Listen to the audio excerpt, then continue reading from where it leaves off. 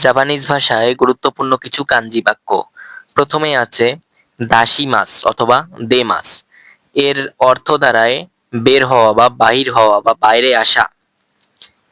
আমে, এটি বৃষ্টির কাঞ্জি।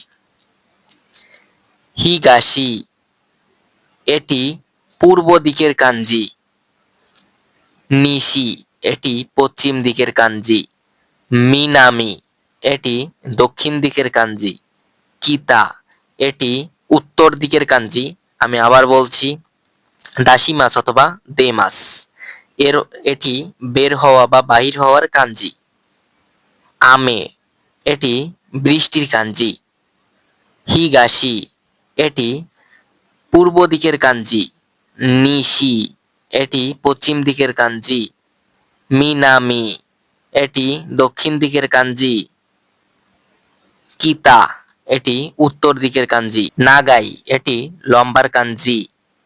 তাকাই, এটি দামির কাঞ্জি। কুচি, এটি মুখমণ্ডলের কাঞ্জি।